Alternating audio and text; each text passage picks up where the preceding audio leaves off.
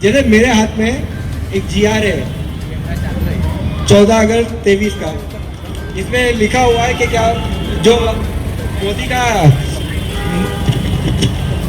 जो सबके लिए घर वो सिर्फ रेजिडेंस के लिए है, वो कमर्शियल वालों लोग के लिए नहीं है। तो इसका मतलब जो 2000 तक के जो पात्र कमर्शियल है सिर्फ उन्हीं को घर मिलेगा, बाकी लोगों को ना घर है ना दुकान है, ये जो GR के हिसाब से। तो इसके बारे में क्या है? ऐसा धारावी एक स्पेशल प्रोजेक्ट है। धारावी के लिए सब अलग नियम है। धारावी में जो भी लोग हैं सबको घर मिलने वाला है। और जो आप कह रहे हैं कि दुकान और जिसका दुकान और जिसका घर भी है, नहीं, इसमें क्या, इसमें ये जो गृह निर्माण विभाग का GR है इसमें साफ लिखा हुआ है कि क्या बोलते हैं जो 2000 तक के हैं कमर्शियल, सिर्फ उन्हीं को घर दुकान मिलेगा, चाहे वो कमर्शियल गाले हो चाहे वो कारखाने हो। नहीं ऐसा कुछ नहीं है। इसमें लिखा हुआ जिसका है। ये धारावी DRP के लिए अलग स्पेशल सब नियम बनाए हुए हैं। जिसका दुकान है सबको दुकान मिलेगा, दुकान के बदले दुकान, घर के बदले घर, ऐसा है। मैं एक्चुअली उसमें ये सब लिखा हुआ है कि क्या बोलते हैं जो सबके लिए घर है वो सिर्फ रेजिडेंस के लिए है। नहीं कमर्शियल और कारखानों के लिए बिल्कुल नहीं है। उसमें साफ लिखा हुआ है। नहीं, कमर्शियल रहेगा तो कमर्शियल मिलेगा। हाँ, नहीं मगर उसमें लिखा है कि सिर्फ 2000 तक के जो कमर्शियल है। ऐसा नहीं, धारावी के लिए नहीं है, धारावी के लिए लागू नहीं। इसके लिए मतलब जो भी आपको चाहिए वो आपके जो भी प्रश्न है उसको रिटर्न में जवाब मिल जाएगा तो गवर्नमेंट की तरफ से। कमर्शियल के लिए एलिजिबिलिटी कितनी है, यानी कौन से साल तक के? देखो कमर्शियल पूरा 2015 और 2018 वालों को भी कमर्शियल को डिजाइन में लेने वाले हैं। और दूसरा मैं आपको बताना चाहता हूँ, ये जो GR बनाया वो गवर्नमेंट अगर ये प्रोजेक्ट करती थी तो गवर्नमेंट को GR के तहत काम करना पड़ता था। ये अभी कंपनी बनाई है तो कंपनी को एक अलग अधिकार रहते हैं कि GR के ऊपर भी लोगों को जो राहत देना है, लोगों को फैसिलिटी देनी है। जैसे आपने अभी आपके मन में जो प्रश्न है 2000 का, तो वो एक्चुअली 2000 का है ही नहीं, 2015 2018 और उसके आगे भी निर्णय है ना कंपनी ले सकती है। तो आज यही सुनने के लिए हम लोग आए हैं। आपकी जो डिमांड है वो कंपनी के सामने रखेंगे। कंपनी को सुनो, कंपनी को पूरा अधिकार है, कंपनी ये GR फॉलो नहीं करेगी। कंपनी जो आपकी डिमांड है उस डिमांड के तहत पूरा फॉर्मूला बनाएगी, पूरी डिजाइन बनाएगी और उसके तहत काम करेगी। तो अब ये यानी लिखित में क्या 2018 तक के कमर्शियल वालों को मिलेगा? आपके जो प्रश्न है सबके उत्तर लिखित में मिल जाएगा। 2 क्वेश्चन है खाली। सबसे पहले तो थैंक यू फॉर रीडेवलपमेंट जो आजकल सुनने में आता है। तो अपना मैं क्वेश्चन में फटाफट क्लियर कर रहा हूँ। जैसे कि कई पेरेंट्स हैं जिन्होंने 2000 पहले से प्रॉपर्टी लिया है, राइट, रेसिडेंशियल, और उन्होंने फिर 2000 के बाद वो वहाँ रह रहे पर पेपर फर्स्ट पार्टी के नाम पे था, ठीक है। तो वो सिनेरियो में वो एक्सेप्ट होगा, उसका आंसर दे दीजिएगा। और जो काफी रूमर्स चल रहा है कि बाहर जाएंगे लोगों को आउट ऑफ धारावी, तो आपने वो चीज क्लियर कर दिया कि नहीं होगा ऐसा। और लास्ट क्वेश्चन सर, जैसे कि अभी 5 सेक्टर में धारावी है, राइट, और डेफिनेटली जहां रेसिडेंशियल बनेगा तो सारे धारावीकर को वहीं मूव किया जाएगा, ऐसा नहीं कि हर सेक्टर में शिफ्ट करेंगे, करेक्ट?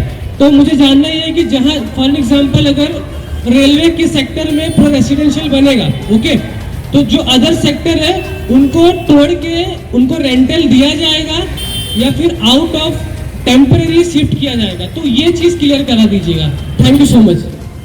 किसी को भी रेंटल दिया भी नहीं जाएगा और किसी को भी शिफ्ट भी किया नहीं जाएगा। जिसको भी शिफ्ट है डायरेक्ट उसके फ्लैट में ही शिफ्ट किया जाएगा।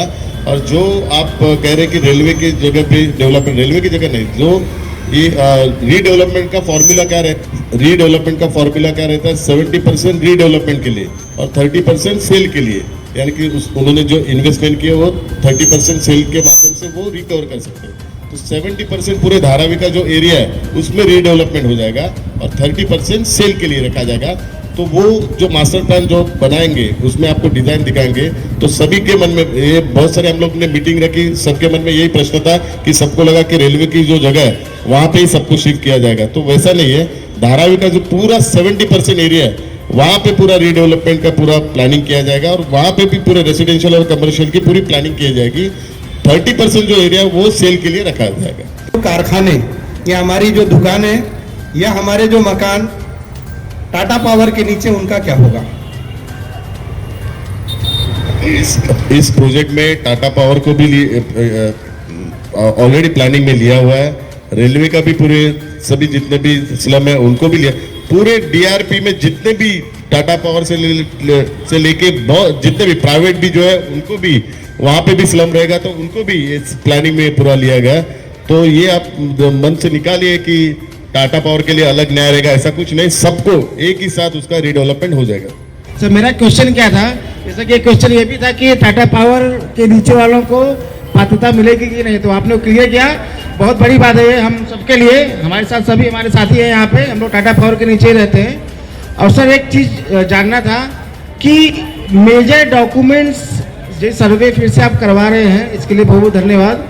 इसके लिए मेजर डॉक्यूमेंट क्या रहेगा, मतलब कॉमर्शियल है या रेसिडेंशियल है, उसके लिए पात्रता के लिए एक मेजर डॉक्यूमेंट रहेगा ना, जैसे कि पहले भी सर्वे हो चुके हैं तो कुछ सर्वे पावती आप मांग सकते, मतलब वो कंपनी मांग सकती है, मेजर डॉक्यूमेंट क्या रहेगा सर, ये हमें थोड़ा जानना था सर, इफ पॉसिबल अगर आप बता सके अभी। आपने इसके पहले सर्वे में पार्टिसिपेट किया था बराबर, टाटा पावर के तो नीचे का सबका सर्वे हुआ है, जी जी जी, है ना जी। उस वक्त आपने सबसे पहले कौन सा डॉक्यूमेंट दिया आपका? सर्वे पावती, सर्वे पावती, सर्वे पावती बराबर। तो सर्वे पावती का मतलब है आप जिस साल सर्वे किए उसके पावती के साथ में आपकी जगह भी उसका मेजरमेंट करके सर्वे पावती में दिया हुआ है। उससे आपका ये तय हो गया कि आप कौन से साल से यहाँ पर है, तो मेजर डॉक्यूमेंट वो हो गया, वो आपके नाम पर है और आपका वहां पर, अगर वो आपके नाम पर है तो आपका बाकी का डॉक्यूमेंटेशन आपके पास होना चाहिए। मतलब अगर आपने किसी से खरीदा है तो उसका डॉक्यूमेंट होना चाहिए, चेन ऑफ डॉक्यूमेंट जिसको। सर्वे पावती मतलब मेजर रहेगा। हाँ तो यहाँ पर तो सर्वे पावती है, फोटो पास है, जो भी है आपका तो सर्वे पावती है सर। ओके, सर्वे पावती और फोटो पास दोनों ही साथ में मैंडेटरी है कि ओनली सर्वे पावती? नहीं सुनिए, धारावी में ना वैसे डॉक्यूमेंट्स के कुछ प्रॉब्लम नहीं होंगे क्योंकि इसके पहले सर्वे भी किया है और सबका रिकॉर्ड है, और मैंने कहा कि स्ट्रक्चर के बदले स्ट्रक्चर मिलने वाला है। यहाँ पे प्रॉब्लम मीन्स जो डॉक्यूमेंट्स की दिक्कत कभी आएगी, जिन्होंने G+2 G+3 उनके डॉक्यूमेंट्स का ये क्राइटेरिया अलग ही रहेगा, नहीं तो पहले जिनके जो स्ट्रक्चर है ऑलरेडी सबका रिकॉर्ड डीआरपी के पास इसके पहले ही है। मैं हूं आफाक अहमद और आप देख रहे हैं न्यूज़ जनरेशन इंडिया। धारावी के विकास को लेकर कई सवाल लोगों के जहन में आते रहे, चाहे वो रेसिडेंसी हो चाहे कमर्शियल हो, उन तमाम चीज़ों को लेकर कहीं ना कहीं कोई बात होती रही है और लोगों ने सवाल किया है। अगर तो सरकार ने जवाब उसका नहीं दिया है, ना ही अडानी समूह ने दिया है, इसका जवाब राहुल शिवालिक जी दे रहे हैं, संसद दे रहे हैं। आज यहाँ पर आप देखेंगे कि धारावी के जो है वो धारावी गारमेंट एसोसिएशन जो है यहाँ मौजूद है और इन्होंने एक सभा ली है लोगों के साथ ताकि उनके सवाल क्लियर हो सके, राहुल शिवालिक जी उनके जवाब दे सके और वही जवाब देने के लिए यहाँ मौजूद है। हम भी एक दो सवाल पूछेंगे कि सर आज का ये कार्यक्रम है, लोगों के दिल में, जहन में, दिमाग में एक सवाल उठता रहा है कि डेवलपमेंट में हमारा स्थान कहाँ होगा, डेवलपमेंट जब होगा तो क्या हम धारावी में होंगे या धारावी से बाहर होंगे? डेवलपमेंट में धारावी का लोगों का स्थान धारावी में रहेगा और सभी का डेवलपमेंट जो रीडेवलपमेंट है वो धारावी में होने वाला है। तो लोगों ने पूरा विश्वास रखना चाहिए और लोगों को विश्वास में लेके ही ये प्रोजेक्ट किया जाएगा। किसी के ऊपर ज़बरदस्ती करने वाले नहीं है और किसी को यहाँ से दूर भगाने भी वाले नहीं है। तो सबको यहाँ पे डेवलप करके उनको खुद का घर, खुद का दुकान यहाँ पे दिया जाएगा। सर कल की मीटिंग या परसों की मीटिंग में आपने कहा था कि धारावी करो को 400 स्क्वायर मीटर मिलेगा, लेकिन जीआर और पेपर्स के मुताबिक 350 जो है अडानी ग्रुप ने कहा है कि 350 ही मिलेगा। जीआर 350 स्क्वायर फीट का ही है और इसके पहले मैंने आपको बताया कि सिविल एविएशन की हाइट की रेस्ट्रिक्शन होने की वजह से यहाँ पे 350 स्क्वायर फीट में ही ये घर बैठ रहे। अगर सिविल एविएशन का रेस्ट्रिक्शन नहीं रहता है तो 450 के ऊपर भी देने के लिए गवर्नमेंट तैयार है। या अदानी का ये पहली बार मैं वापस आपको बोला, अदानी का नहीं, रीडेवलपमेंट कंपनी है, राज्य सरकार की जिम्मेदारी है। राज्य सरकार ने वो जीआर निकाला था, अदानी ने नहीं जीआर निकाला था। तो अभी राज्य सरकार इसके बारे में पूरी प्लानिंग कर रही है और जो 70-30 का रीडेवलपमेंट और सेल का जो रेशियो है उस हिसाब से पूरा डेवलपमेंट हो जाएगा। सर आपने कहा ये प्रोजेक्ट जो है अडानी का नहीं है, ये सरकार का है, तो सारे निर्णय अडानी ग्रुप क्यों ले रहे हैं? क्योंकि अडानी ग्रुप ने ही मीटिंग ली थी, एक प्रेस कॉन्फ्रेंस की थी और उसमें कहा था कि हम धारावी वासियों को 350 देंगे और सरकार इसका जवाब नहीं देती है, बल्कि आप इसका जवाब दे रहे। पूरी धारावी में घूम घूम कर आप हर एक के प्रश्नों का उत्तर देते हुए नजर आ रहे। तो ये कैसे माना जाए कि ये अडानी का नहीं है और तो फिर अडानी की हैसियत इसमें क्या है? नहीं, अदानी फाइनेंसर कंपनी है, इस प्रोजेक्ट को तो जब ये फाइनेंशियल कंपनी है तो रेलवे का पैसा सरकार क्यों दे रही है? नहीं, रेलवे का पैसा अदानी ने फाइनेंशियल सपोर्ट के तहत 1000 करोड़ इसके पहले ही दिया हुआ है। तो इसमें पूरी जो रीडेवलपमेंट कंपनी है उसकी पूरी जिम्मेदारी है और उसमें डायरेक्टर गवर्नमेंट के भी है और अदानी के भी है। तो आगे हमने भी सूचित किया है, जो भी प्रेस नोट आएगा वो रीडेवलपमेंट कंपनी के माध्यम से ही अभी आएगा। एक सवाल और सर कि पूरी धारावी में रेसिडेंशियल की तो बात होती जा रही, 300, 350, 400 मिलेगा, 500 मिलेगा, लेकिन कमर्शियल की कोई बात नहीं होती, कोई खाका सामने नहीं आता, कोई ब्लूप्रिंट नहीं आती, कोई भी चीज़ नहीं आती। और एक रूमर घूम रहा है, चाहे कह लीजिए एक पेपर हमारे पास है, एक GR हमारे पास है कि धारावी करों को अपात्र और पात्र लोगों को मुलुंड में भेजा जाएगा और उन्हें मुफ्त घर दिया जाएगा। सर, हमें हमारे घर के बदले घर मिल रहा है, तो मुफ्त घर देने वाला कौन है हमें? नहीं, मुलुंड में जो लैंड दी है वो एक्स्ट्रा लैंड है। वो धारावी के प्रोजेक्ट में अगर कोई अपात्र होता है तो उनके लिए प्रदान पात्र का कोई मामला ही नहीं होगा। नहीं, सुनिए, पात्र जिसका घर है घर के ऊपर है, और जिन्होंने G+2 G+4 भी यहाँ पे बनाई है वो आपने भी देखे हुए, तो उसकी कोई वैल्यू नहीं। तो जो घर है, जो नीचे के ग्राउंड फ्लोर है, फर्स्ट फ्लोर है, उसको तो पहले से गवर्नमेंट ने GR निकाला हुआ है, लेकिन कोई ऊपर अनऑथराइज बना रहेगा तो उसकी लेकिन उसके लिए भी इस प्रोजेक्ट में प्रोविजन करके रखा है। उसको भी हम लोग घर के बिना नहीं रखेंगे, उसके लिए प्रधानमंत्री आवास योजना के तहत घर देंगे, तो उनके लिए वो प्रोविजन है।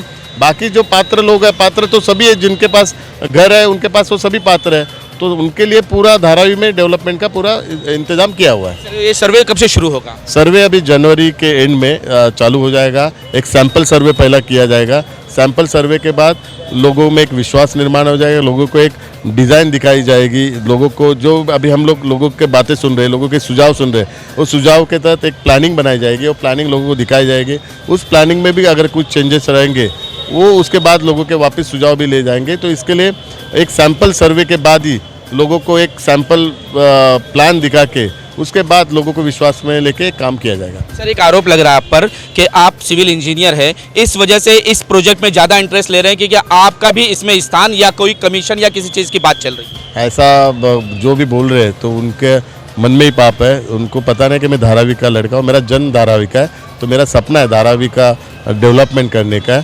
तो धारावी में बढ़ के इस कीचड़ में बैठ के मैं सिविल इंजीनियर हुआ तो मुझे गर्व की बात है। और उस पर जो भी ये बातें कर रहे हैं, यानी कि वो उनकी बुद्धि इतनी भ्रष्ट हुई है, वो दिखाई दे रहे हैं। तो सर, ये कब लोगों को आप लिखित में देंगे? जल्दी हम धारावी जो डेवलपमेंट की कंपनी है उनके साथ बात करेंगे और जो भी है ऑफिशियली वो कंपनी के माध्यम से और गवर्नमेंट के माध्यम से भी ऑफिशियली सबको लिखित में देंगे। ये हम अभी लोगों को गारंटी देंगे, जैसे अभी पूरे देश में चल रहे मोदी जी की गारंटी, तो ये हमारी नई गारंटी है, वो गारंटी अभी लोगों को देंगे। धारावी रीडेवलपमेंट एक कह लीजिए कि लोगों के लिए एक बवाल सा जैसा महसूस होने लगा है, लोगों को डर महसूस होने लगा है। जैसे जैसे दिन बढ़ते जा रहे हैं लोग डरना शुरू हो गए कि हमारा स्थान कहाँ होगा, हम धारावी में किस स्थान पर होंगे, धारावी में हमारा मुकाम कहाँ होगा। इसी बात को लेकर आज जो है धारावी गारमेंट एसोसिएशन जो है सैन माहिम लिंक रोड पर एक बड़ी सभा लेती है और अपने सवालों को यहाँ के सांसद से पूछती है कि हम कहाँ होंगे धारावी रीडेवलपमेंट पे। हमारे साथ धारावी गारमेंट एसोसिएशन के सर चटनीस हमारे साथ मौजूद है, इन्होंने एक कार्यक्रम लिया है। कलीम भाई, आखिर क्या सवालात है, कितने सवालात है जो जहन में आए जिसकी वजह से आपका हर कारखानेदार जो है वो परेशान नजर आया और आपके पास आया और आपको ये सभा लेनी पड़ी? देखिए, तकरीबन 50 साल से धारावी में गारमेंट का कारोबार हो रहा है। अब उस कारोबार में बहुत छोटे छोटे लोग हैं, कुछ लोग बड़े भी हैं। बड़े को तो थोड़ा कम प्रॉब्लम है, लेकिन छोटे को ये तकलीफ़ हो रही है कि हमारे बच्चों का जो रोज़ी रोटी का मामला है या उसका खुद अपना रोज़ी रोटी का मामला स्कूल है और तमाम उसकी जो कमाई है 50 साल में जो उसने बनाया है वो एक झटके में कहीं ऐसा ना हो ख़त्म हो जाए और उनके बच्चों का भविष्य खतरे में पड़ जाए। ये सारी चीज़ें हमें एक बहुत लोगों ने आया और शिकायत की कि भाई हम अब बहुत परेशान हो चुके हैं, हमें कुछ सुझाई नहीं दे रहा है, हम इतने परेशान हैं कि हमें ऐसा लगता है कि दम घुट जाएगा, हम अपना खुद यहाँ रहना दुश्वार हो जाएगा। इसलिए हमारे लिए कुछ भी अगर आपसे बन पड़े तो आप हमें सुझाव दे। तो हमने कहा सुझाव तो एसोसिएशन नहीं दे सकती, हाँ एसोसिएशन आपके लिए एक प्रोग्राम ले सकती है और अपने जो सांसद महोदय हैं जो अभी सिटिंग में हैं उनके सामने हम कुछ सवाल रखेंगे और उन्हें हम रिक्वेस्ट करेंगे कि वो राइटिंग में हमें दें। तो इन तमाम चीज़ों को लेकर के हमने आज का प्रोग्राम अरेंज किया और उन्हें हमने राइटिंग में अपना लेटर भी दिया है और उसका रिप्लाई का हम कितने सवालों को आपने उसमें लिखा है और हमें बताएं, हमारे दर्शकों को बताएं कि कितने लोग, कितने व्यापारी तुम्हारे साथ आकर मिले इस मामले में। देखिए, पूरे धारावी में तकरीबन 3000 व्यापारियों की हमारी एक यूनिट है। उसमें से कम 25% लोगों ने हमारे से अलग अलग टाइम में अलग अलग जगहों पर मुलाकात किया और अपना जो दर्द है उसको बयां किया। और हमने जो अभी मुख्य रूप से लेटर जो माननीय राहुल शिवाले जी को दिया है, उसमें 3 चीज़ों को मेंशन किया है। सबसे पहले, हमारी जो इंडस्ट्री है वो कहीं ऐसी जगह पर स्थापित की जाए जहां से ट्रांसपोर्टेशन इजीली हो सके और हमारा जो मार्केट है वो भी उसी जगह पर वहीं बसाई जाए, दोनों कनेक्टेड एक दूसरे से हो। और साथ में हमारे जो वर्कर हैं, आज के डेट में देखा जाएगा तो जो कारखाने हैं छोटे छोटे, उसमें वो खुद रहते भी हैं और खुद उनका कारखाना भी चलता है, तो उनके रहने सहने की व्यवस्था भी वहाँ एक कॉलोनी की शक्ल में बनाई जाए।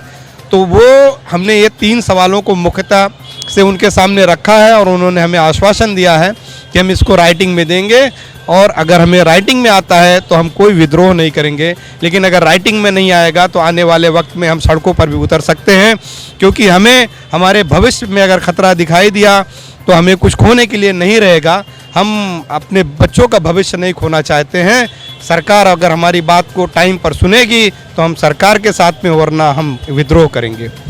बब्बू जी, आप सरकार के पक्ष में हैं और लोगों को उनके सवालों का जवाब भी देते रहे हैं, लेकिन आज देख लीजिए कि आप ही के एसोसिएशन के जिसके आप चेयरमैन हैं, उन्हीं में से लोग सामने आ रहे हैं और कह रहे हैं कि हमारा स्थान कहाँ होगा अगर हमें हमारे संतुष्टि के लिए जवाब नहीं आया, लिखित में जवाब नहीं आया तो हम विद्रोह करेंगे और ज़मीन पर उतरेंगे।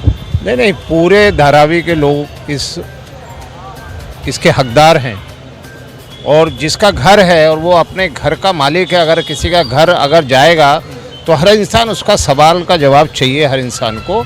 तो ऐसा ही शंकाएं जो लोगों के दिलों में थी, जो जिस तरीके से लोगों को कंफ्यूज किया जा रहा था, क्योंकि हमको उन सारे लोगों की बातें सुनना है कि जिन्होंने पहले सुनाया कि तुमको ये नहीं मिलेगा, ये नहीं मिलेगा, ये नहीं मिलेगा, हम उनकी बातों को भी सच नहीं मान सकते। इसके लिए हमने लोगों को ये दिखाने के लिए नहीं, बल्कि लोगों के सामने लाके हमने माननीय संसद जी को यहाँ बुलाया और आज एक मौका दिया लोगों को उनके सामने बात करने का। और उन्होंने जिस तरीके के लोगों ने सवाल किए उसके जवाब दिए हैं और उन्होंने ये लोगों को विश्वास दिलाया है कि धारावी के किसी भी इंसान को, किसी भी धारावीकर को यहाँ से निराश नहीं किया जाएगा। उनको हर तरीके से लोगों को जो भी उन लोगों की मांगे हैं, और ये एक अच्छा मौका है कि उन्होंने हमसे खुद ये डिमांड की कि जो धारावी के लोगों की डिमांड है वो हमको राइटिंग में दो। हम आने वाले दिनों में जब जीआर बने या जो भी सर्वे हो उसमें, या जो भी मैप तैयार हो उसमें हम अच्छे तरीके से आपकी बातों को रख सकें, सरकार के सामने रख सकें।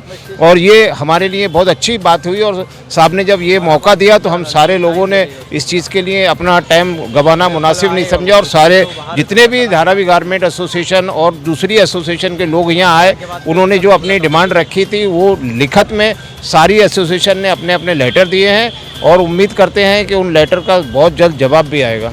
इश्तियाक अहमद। कब से धारावी में हो? 30 साल हो गया। 30 साल हो गया। लोग कह रहे हैं, जीआर निकल रहा है कि आपको उठा के धारावी से मुलुंड फेंक दिया जाएगा, लेकिन राहुल शिवाली जी कह रहे हैं कि धारावी में रखा जाएगा। सरकार कह रही है कि बाहर फेंक देंगे, लेकिन राहुल शिवाली कह रहे हैं यहीं रहेंगे। यहीं रहेंगे। हाँ, तो ये क्या लगता है, सच्चा कौन है? राहुल शिवाली। राहुल शिवाली यहीं रहेंगे। सरकार की मान्यता नहीं है? नहीं, सरकार जो जीआर बना रही है उसकी मानोगे नहीं? उसको नहीं मानेंगे। नहीं मानोगे? नहीं। अगर उठा के फेंक दिया तुमको तो सावली साहब जैसे क्या कर लोगे? राहुल शिवाली सरकार नहीं है। हाँ। वो सांसद है सिर्फ। 5 साल के बाद निकल गए तो जैसे ये 17 साल प्रोजेक्ट चलेगा, क्या कर लोगे? क्या कर सरकार करे, क्या कर सकता हूँ अभी। क्या नाम है अपना? काका, धारावी डेवलपमेंट चाहिए? यही चाहिए या बाहर चाहिए? यहाँ ठीक है ना। तुमको मुलुंड भेजेंगे? हैं? मुलुंड भेज देंगे। थोड़ी बात कर रहे हैं, बीजेपी पूरा काम खराब कर किया है। काम खराब करती है तो पूरा बोलो खुलकर। क्या बोलूँगा, महंगा इतना महंगा, वो छोड़िए ना बढ़ा फेंकेगा, महंगा इतना महंगा बढ़ा दिया ना, है इतना महंगा बढ़ा दिया ना, बेरोजगार हो कितना हो गया है। अब धारावी भी खाली करा रहे हैं। आधा भी खाली कर रहा है, ऐसा थोड़ा चलता है। बाप का राज है क्या? संसद में जो विपक्षी बोलता है उसको बोलने क्यों देता है? उसको बोलो ना कम से कम। वो तो अभी स्टेज से बोले कि किसी को जाने अरे विपक्षी जो बोलता है बात करता है उसको बोलने दो ना। संसद आदमी को ब्याह और कर दिया, क्यों कर दिया? और अगर धारावी में तुमको घर नहीं मिला तो? अरे घर नहीं मिला, मुझे विपक्षी जो आपका संग बात कर रहा है बिना उसको बात करने दो ना, क्यों बात करने देता है? क्या कहोगे?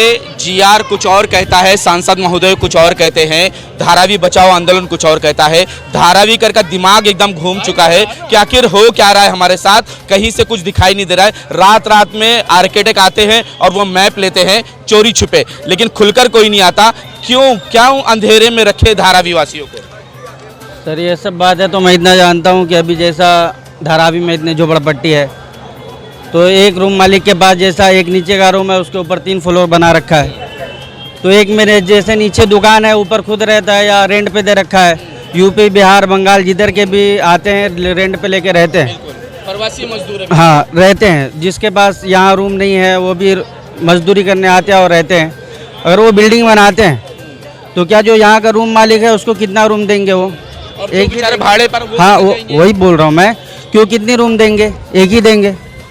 दुकान वाले हर दुकान वाले को तो दुकान नहीं देंगे। क्या चाहते क्या हो तुम? क्या चाहते हो? डेवलपमेंट हो किस तरह का हो? मुलुंड में फेंका जाए या धारावी में? नहीं धारावी में रखा जाए। डेवलपमेंट करना हो सकता है ऐसा भी कि कुछ जगह भी अभी भी खाली है धारावी में, जहाँ स्कूल अच्छा बनवाए, हॉस्पिटल बनवाए। एक भी हॉस्पिटल ढंग का धारावी में नहीं है। हाँ धीरे धीरे करे, आराम से करे। अब ऐसा सबको एकदम झपड़पट्टी तोड़ देंगे तो पब्लिक जाएगी किधर? अगर झोपड़पट्टी तोड़ दिया जाएगा तो धारावी नहीं होगी, ना इस तरह से व्यवसायी होगा, ना प्रवासी मजदूर आकर गांव देहात से यहां पर काम कर पाएंगे। सर ये धारावी रहना चाहिए, मेरे हिसाब में तो धारावी रहना चाहिए। यहाँ के जितने बड़े बड़े पैसे वाले लोग हैं वो धारावी को हटाना चाहते हैं। हम बड़े वाले लोग से कहते हैं ये यहाँ के मजदूरों से ही तुम बड़े बने हो, तुम्हारे बड़े लोगों से हम लोग मजदूर बड़ा नहीं है। तो यहाँ धारावी रहना चाहिए और धारावी में बेरोजगारों को रोजगार होना चाहिए। हर लोगों का हम यही कहते हैं कि यहाँ के कारोबार आप बढ़ाओ और यहाँ इंडस्ट्रियल होना चाहिए। ये बड़े लोग जब हम लोग ही नहीं रहेंगे तो ये बड़े लोग कहाँ से रहेंगे? क्योंकि काम करने वाला मजदूर लोग है, बड़े लोग नहीं है। बड़े लोग तो सिर्फ ऑफिस में रहता है। धारावी मजदूरों से बनी है। बिल्कुल बिल्कुल, मजदूर रहेगा तो ही धारावी चमकेगा, मजदूर नहीं रहेगा तो धारावी नहीं चमकेगा। फिर वही म्युनिसिपालिटी कचरा फेंकेगा और लगाएगा। तो क्या चाहते हो कि धारावी का विकास धारावी में ही हो? बिल्कुल, धारावी का विकास धारावी में ही रहना चाहिए और यहाँ का सारा लोग जो चीज़ धारावी में मिल जाता है वो बाहर से नहीं मिल पाएगा और जो बाहर फेंकेगा वहाँ से बहुत लंबा पड़ेगा हमको बम्बई आने के लिए। जो धारावी के कारोबार है वो धारावी में ही रहना चाहिए। धारावी वासियों का पूरा जो है वो किया कराए पानी में हो जाएगा, ना बच्चे स्कूल जा पाएंगे, ना वो काम पर कर पाएंगे, ना कहीं और जा पाएंगे अगर उन्हें मुलुंड फेंका गया तो सर ये तो बड़े लोगों के ऊपर है। जब वो आएंगे यहाँ तो जाहिर सी बात है सब फेंकाएंगे, और जब ये नहीं रहेंगे तो जाहिर सी बात है कि यहाँ के लोग रहेंगे तो गरीबों के भी बच्चा पड़ेगा, अमीरों का भी बच्चा पड़ेगा। लोग कह रहे हैं कि धारावी जो है वो उठाकर अडानी की झोली में डाल दी गई है, बेच दी गई है। और धारावी में बेच दिया गया है तो वो नहीं बिकना चाहिए, नहीं बेचना चाहिए। यहाँ के लोग सब यहाँ से पूरा हिंदुस्तान की दारो मदार ये धारावी से है। बांद्रा या दादर या कोई भी चीज़ धारावी का परतब नहीं कर सकता जो धारावी करता है। पूरा हिंदुस्तान का हैंडल धारावी कर रहा है आज के डेट में। जितना टैक्स धारावी देता है उतना कोई शहर नहीं दे पा रही है। धारावी जो है मुंबई का दिल है। बिल्कुल हिंदुस्तान का दिल है। धारावी मुंबई का दिल तो है ही है, हिंदुस्तानों का भी दिल है ये। हाजी जी, हम ये जानना आपसे चाहेंगे कि जब भी राहुल शिवाले जी आते हैं, किसी प्रश्नों का उत्तर देते हैं, तो जो सरकार जीआर पास करती है उसके अपोजिट ही क्यों उनके सवालों का जवाब होता है? कहीं 350 सरकार ने एक जीआर निकाला कि अडानी ने ग्रुप ने कहा है कि 350 मिलेगा, राहुल जी 400 कहते हैं। एक जीआर आया है कि सबको जो अपात्र होंगे उनको मुलुंड में डाला जाएगा, लेकिन राहुल जी कहते हैं नहीं, धारावी में दिया जाएगा। आखिर जनता माने कैसे माने? क्या धारावी बचाओ आंदोलन लोगों को गुमराह कर रही है या सांसद महोदय कर रहे हैं? नहीं, ये तो अभी जो सरकार में है, अगर आप उसकी बात नहीं मानते हो, और जो सरकार में नहीं है, जिसके पास कुछ नहीं है, अगर तुम लोग को गुमराह करता है या धारावीकरों को गुमराह करता है, तो ये धारावीकरों को खुद सोचना पड़ेगा कि वो किसकी बात मानते हैं। संसद महोदय एक जिम्मेदार इंसान है और सरकार में बैठे हैं, स्टेट सरकार में भी हैं और जो सेंटर में जो सरकार है उसमें भी हैं। और मुझे ऐसा लगता है कि वो जो लोगों को किसी को गुमराह नहीं करके सच्चाई की तरफ जा रहे हैं। आने वाले दिनों में इस सब चीज़ों का खुलासा आपके और हमारे सबके सामने होगा। और धारावीकरों को बिल्कुल भी, मुझे ऐसा लगता है कि जिस तरीके से, जिस विश्वास से उन्होंने हमारे बीच में आके अपनी बातों को रखा है, तो मुझे ऐसा लगता है कि ये सारी बातें नज़रअंदाज नहीं की जा सकती हैं, क्योंकि उन्होंने दिल से लोगों से कहा है और ये कहा है कि मैं धारावी में रहा हूँ, धारावी के लोगों की परेशानियों को मैं समझता हूँ।